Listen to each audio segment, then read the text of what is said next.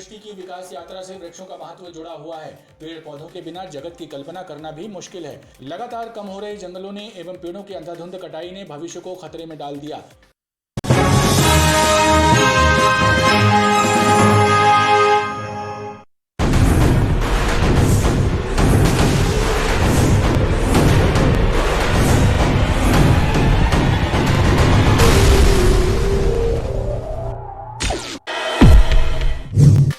समूची जीव सृष्टि की विकास यात्रा से वृक्षों का महत्व जुड़ा हुआ है। पेड़ पौधों के बिना जगत की कल्पना करना भी मुश्किल है। लगातार कम हो रहे जंगलों ने एवं पेड़ों की अंधाधुंध कटाई ने भविष्य को खतरे में डाल दिया। यदि दोगुनी गति से पेड़ नहीं लगाए गए तो आने वाली पीढ़ियों को प्राणवायु भी मुश्किल से मिल पाएगी। घमापुर पानी की टंकी के पास सड़क किनारे काबिज अतिक्रमणों और अवैध निर्माण को हटाने के लिए नगर निगम ने कार्रवाई की। कार्रवाई के दौर में हड़कंप मचा रहा। अवैध निर्माण पर चलाए जा रहे सर्विस सेंटर को तोड़ा गया। रद्दी चौकी में युवा कांग्रेस कार्यकर्ताओं ने प्रदेश सरकार का पुतला दहन करते हुए विरोध प्रदर्शन किया। युवा कांग्रेस कार्यकर्ताओं ने आरोप लगाया कि प्रदेश में मॉब लिंचिंग की घटनाएं बढ़ रही हैं, लेकिन प्रदेश की भाजपा सरकार उन पर लगाम लगाने में नाकाम साबित हो रही है।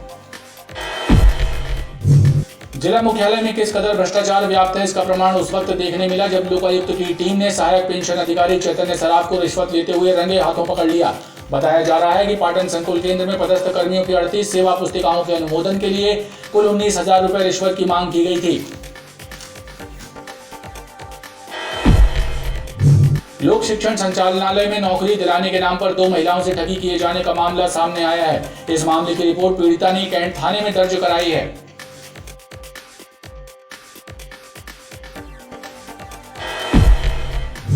ओबीसी आरक्षण मामले में हुई सुनवाई के दौरान हाईकोर्ट ने 27% आरक्षण को लेकर पूर्व में लगाई रोक बरकरार रखी है और हाईकोर्ट ने राज्य सरकार द्वारा स्थगन हटाने संबंधी दायर आवेदन भी निरस्त करते हुए अगली सुनवाई 20 सितंबर को नियत की है।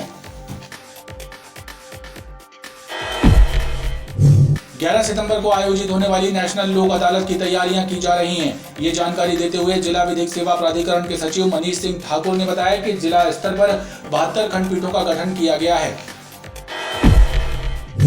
बुंदेलखंड की समृद्ध भाषा बुंदेली को संरक्षित करने के लिए कार्य कर रही संस्था गुंजन कला केंद्र और पीएमजी शिक्षा कला शोध समिति के द्वारा कला वेदिका में 32वें बुंदेली दिवस के अवसर पर नृत्य श्री स्पर्धा का आयोजन किया गया। साथ ही विभिन्न क्षेत्रों में उत्कृष्ट कार्य करने वाली विभूतियों को सम्मानित किया गया।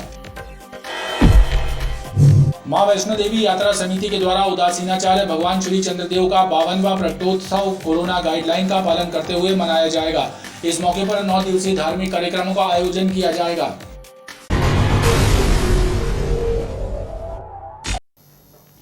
नमस्कार, बीटीवी न्यूज में स्वागत है आपका। इस बुलेटिन के साथ मैं हूं कृष्ण कुमार और आइए इस बुलेटिन की शुरुआत करें। उससे पहले नजर डालते हैं हेडलाइंस पर।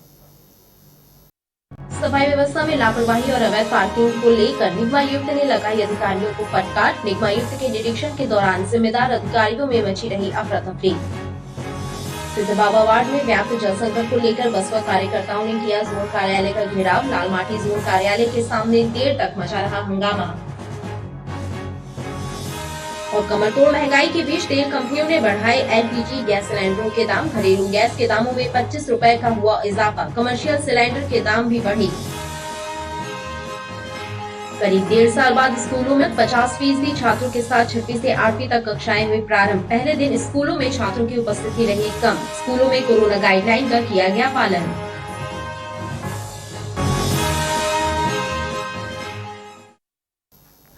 समूची जीव सृष्टि की विकास यात्रा से वृक्षों का महत्व जुड़ा हुआ है। पेड़ पौधों के बिना जगत की कल्पना करना भी मुश्किल है। लगातार कम हो रहे जंगलों ने और पेड़ों की अंधाधुंध कटाई ने भविष्य को खतरे में डाल दिया है। यदि दोगुनी गति से पेड़ नहीं लगाए गए तो आने वाली पीढ़ियों को प्राणवायु भी मुश्किल से मिल पाएगी। जगत कल्याण की कामनाओं के साथ दैनिक भास्कर द्वारा चलाया जा रहा पौधे रोपण का अभियान निरंतर जारी है। पौधे अपने परिजन अभियान के तहत अब तक सैकड़ों नीम के पौधे रोपे जा चुके हैं और उनके संरक्षण की निगरानी भी की जा रही है।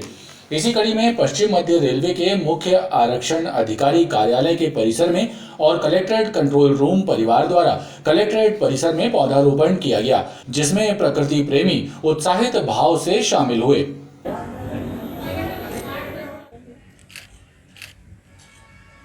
मैं सेंट्रल रेलवे मजदूर संघ की ओर से मैं अनुरोध करता हूं देश के सभी नागरिकों को कि कम से कम अपने जीवन में एक वृक्ष को लगाएं और उसको बड़ा करें।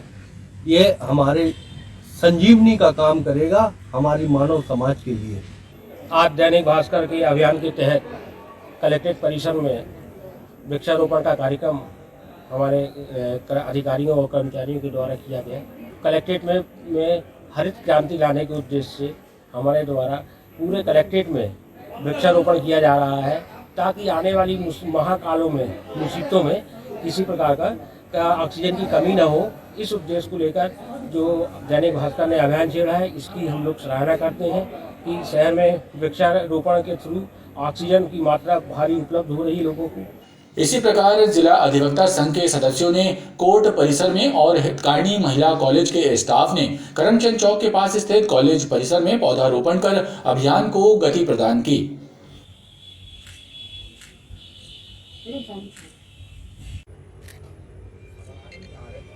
हम चाहते हैं कि ऐसे ही वृक्षारोपण पूरे देश में ऐसा अभियान चले और इससे देश में हरियाली का वातावरण बने। और जब हरियाली होती है तो कहते हैं कि मन जो है वो हमेशा हरियाली देखकर प्रसन्न होता है। मन स्वस्थ होता है तो शरीर स्वस्थ होता है। इसलिए मैं पुनः दैनिक भास्कर को शुभकामनाएं देता हूं और आशा करता हूं कि ये अभियान में पूरे देश में चलाएं। धन्यवाद। पौधे अपने परिजन योजना के अंतर्गत नीम के पौधे का पौधारोपण महाविद्यालय में किया गया, जिसमें समस्त प्राध्यापक कर्मचारी उपस्थित रहे।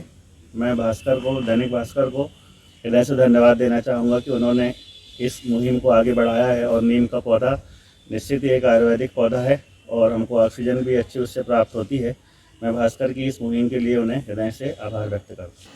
दैनिक भास्कर द्वारा चलाए जा रहे पौधे अपने परिजन अभियान के जरिए नीम के औषधि गुणों वाले पौधे लगाए जा रहे हैं, जो सघन छांव के साथ ही जलवायु को शुद्ध करने की क्षमता रखते हैं। जिला मुख्यालय में किस कदर भ्रष्टाचार व्याप्त है, इसका प्रमाण उस वक्त देखने मिला जब लोकायुक्त की टीम ने सहायक पेंशन अधिकारी चैतन्य सराफ को रिश्वत लेते हुए रंगे हाथों पकड़ लिया। बताया जा रहा है कि पाटन संकुल केंद्र में पदस्थ कर्मियों की 38 सेवा पुस्तिकाओं के अनुमोदन के लिए कुल 19,000 रुपए रिश्वत की मांग की गई थी, जिसकी शिकायत रवि मिश्रा नामक कर्मचारी ने लोकायुक्त में की थी। कलेक्ट्रेट कार्यालय में पदस्थ सहायक पेंशन अधिकारी चैतन्य सराफ को लोकायुक्त की टीम ने 19,000 रुपए की रिश्वत लेते हुए रंगे हाथों पकड़ा है। लोकायुक्त निरीक्षक स्वप्निल दास ने बताया कि विकास खंड शिक्षा अधिकारी कार्यालय में पदस्थ सहायक ग्रेड 2 रवि मिश्रा के द्वारा शिकायत की गई थी कि सहायक पेंशन अधिकारी के द्वारा वेतनमान का अनुमोदन करने के लिए 38 सेवा पुस्तिकाओं के कुल 19,000 रुपए बतौर रिश्वत मांगे जा रहे थे, जिसकी शिकायत मिलने पर चैतन्य सराफ को रंगे हाथों पकड़ा गया है। प्रार्थी रविंद्र कुमार मिश्रा सहायक ग्रेड 2 डीएफओ कार्यालय पाटन ने लोकल कार्यालय जबलपुर में आकर लिखित शिकायत प्रस्तुत किया कि उसके द्वारा कुल 38 शिक्षकों की सेवा पुस्तिका में 7वें वेतन आयोग का अनुमोदन होना है, जो उक्त अनुमोदन करने के लिए सहायक पेंशन अधिकारी चैतन्य सराफ के द्वारा प्रति पुस्तिका 500 रुपये के हिसाब से कुल 19,000 रुपये रिश्वत की मांग की जा रही है। श्रीमान पुलिस अधीक्षक महोदय के द्वारा उक्त शिकायत को गंभीरता से लेते हुए कल दिनांक को एक टीम गठित की गई, जो लोकायुक्त टीम जबलपुर के द्वारा आज दिनांक को श्री चैतन्य सराफ सहायक पेंशन अधिकारी को पेंशन कार्यालय जबलपुर में 19,000 रुपये रिश्वत लेते हुए रंगे हाथों पकड़ा गया। अनुमोदन न होने की वजह से अभी सेवा पुस्तक की मंगाई गई थी हमारे माध्यम से। वो लोग वहाँ के जो बाबू लोग लेके आए थे तो यहाँ जमा की थी, तो वहाँ जो सराफ साहब हैं, चैतन्य सराफ नाम है, सहायक कौशल अधिकारी है, उनके द्वारा 500 रुपये पर सेवा पुस्तक के हिसाब से पैसे मांगे गए थे। तो जो लोग 40 सेवा पुस्तक लेके आए थे, जिसमें ऑनलाइन 38 सेवा पुस्तक दिखी, 2 नहीं दिखी थी, 2 वापस ले लिए। 38 सेवा पुस्तक में 500 के पर हेड से 19,000 रुपये उनको दिए गए। अभी जो है लोकायुक्त में शिकायत की आपने इसकी? कब की थी शिकायत? अब शिकायत कल की थी। 19,000 रुपये आपने दिए नहीं? दिए। वहीं कलेक्ट्रेट के गलियारों में लोकायुक्त द्वारा की गई कार्रवाई से हड़कंप मचा है और चर्चाओं का भी दौर जारी है। ऐसी चर्चा है कि लोकायुक्त की टीम को देखकर चैतन्य सराफ ने पैसे फेंककर वहां से भागने का प्रयास किया था और पकड़े जाने पर उसने कुछ वरिष्ठ अधिकारियों के नाम भी उजागर किए थे। हालांकि इसकी आधिकारिक पुष्टि नहीं हुई है। घमापुर पानी की टंकी के पास सड़क किनारे काबिज अतिक्रमणों एवं अवैध निर्माण को हटाने के लिए नगर निगम ने कार्रवाई की। कार्रवाई के दौरान क्षेत्र में हड़कंप मचा रहा। अवैध निर्माण कर चलाए जा रहे सर्विस सेंटर को तोड़ा गया। नगर निगम के अन्य क्रांति दल द्वारा घमापुर पानी की टंकी के सामने काबिज अवैध कब्जों को हटाने की कार्रवाई की गई। सड़क किनारे बिना इजाजत लिए कराए जा रहे निर्माण को हटाया गया। सड़क और फुटपाथ को कब्जा मुक्त कराया गया।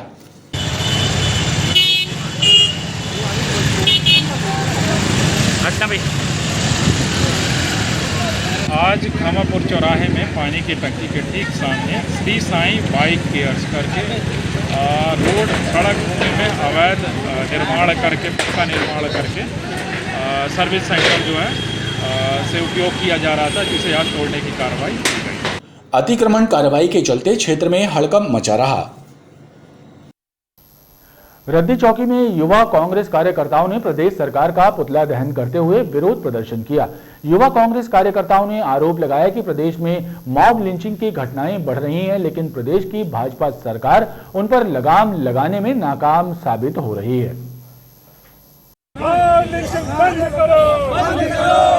प्रदेश में बढ़ रही मॉब लिंचिंग की घटनाओं को लेकर युवा कांग्रेस कार्यकर्ताओं ने गोहलपुर रद्दी चौकी में विरोध प्रदर्शन किया और प्रदेश सरकार का पुतला दहन किया। इस दौरान पुलिसकर्मियों और युवा कांग्रेस कार्यकर्ताओं के बीच जमकर धक्का मुक्की हुई।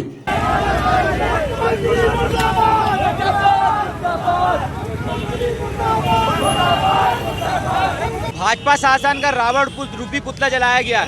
जिस प्रकार से नीमच में, इंदौर में और उज्जैन में मॉब लिंचिंग की घटनाएं बढ़ी हैं और मध्य प्रदेश के मुख्यमंत्री माननीय शिवराज सिंह चौहान द्वारा मौन व्रत रखा गया है और गृह मंत्री भी इस पर मौन धारण करे हुए हैं। यदि आने वाले समय में जिन लोगों ने मॉब लिंचिंग की घटनाओं को अंजाम दिया है उन पर सख्त से सख्त कार्रवाई नहीं की जाती है और मॉब लिंचिंग में मध्य प्रदेश जो एक शांति का टापू रहा, मॉब लिंचिंग में मामले में यदि विशेष कानून नहीं बनाया जाता तो आने वाले समय में युवक कांग्रेस पूरे प्रदेश में आज की तरह तर्ज पे आगे भी प्रोग्राम करेगी। भाजपा सरकार का पुतला दहन किया गया।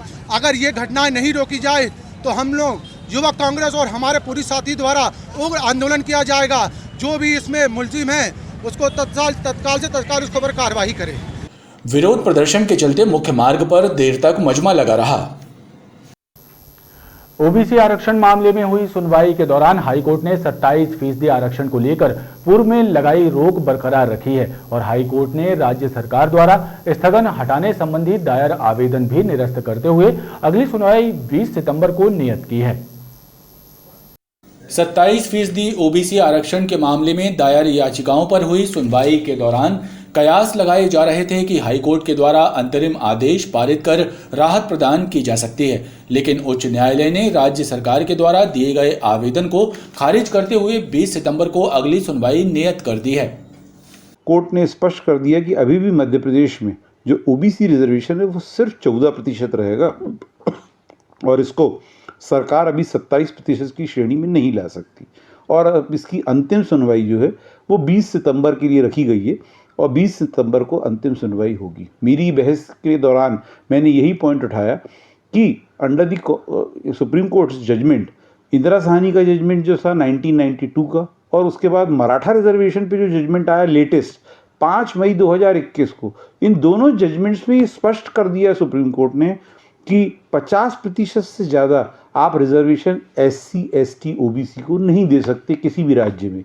और मध्य प्रदेश में ऑलरेडी कहीं आप 14% OBC का लगाओ तो 50% ऑलरेडी टच कर रहा है, कहीं अब आप इसको 27 कर दोगे तो ये हो जाएगा 63।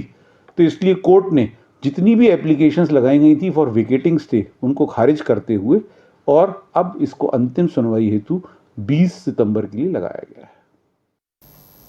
मां वैष्णो देवी यात्रा समिति के द्वारा उदासीनाचार्य भगवान श्री चंद्रदेव का 52वां प्रकटोत्सव कोरोना गाइडलाइन का पालन करते हुए मनाया जाएगा। इस मौके पर 9 दिवसीय धार्मिक कार्यक्रमों का आयोजन किया जाएगा। मां वैष्णो देवी यात्रा समिति के सदस्यों ने जानकारी देते हुए बताया कि उदासीनाचार्य भगवान श्री चंद्रदेव के 52वें प्रकटोत्सव पर 9 दिवसीय धार्मिक आयोजन किए जाएंगे। 5 सितंबर से 15 सितंबर तक आयोजित कार्यक्रमों की श्रृंखला में 5 से 13 सितंबर तक श्रीमद् भागवत कथा का आयोजन होगा, जिसमें वृंदावन के कथाव्यास श्री कृष्ण किंकर महाराज कथा का वाचन करेंगे। 5 सितंबर से लेकर के 13 सितंबर तक मानस भवन में संपन्न होगा। इस बार विश्व के सुप्रसिद्ध कथावाचक आचार्य श्री कृष्ण किंकर जी महाराज, जो कि वृंदावन से पधार रहे हैं, और हमारे पूज्य सदगुरुदेव बाबा श्री कल्याणदास जी महाराज, जो कि अमरकंटक से पधार रहे हैं। नगरवासियों को उनका दर्शन, उनका आशीर्वचन और सत्संग निरंतर प्राप्त होगा। सभी संस्कारधाम निवासियों से माँ वैष्णो देवी यात्रा सेवा समिति निवेदन करती है कि इस आयोजन का भरपूर लाभ उठावें एवं पुण्य कमावें। जय माता।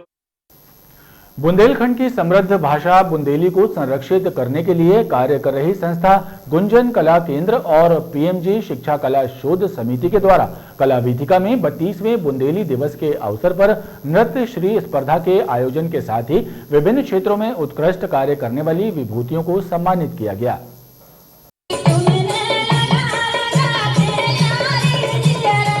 गुंजन कला सदन एवं पीएमजी शिक्षा कला शोध समिति के द्वारा 32वें बुंदेली दिवस के मौके पर कला वीथिका में कार्यक्रम आयोजित किया गया, जिसमें ऑनलाइन नृत्य श्री स्पर्धा और काव्य पाठ सहित विभिन्न क्षेत्रों में बेहतर कार्य करने वाली विभूतियों को भी सम्मानित किया गया।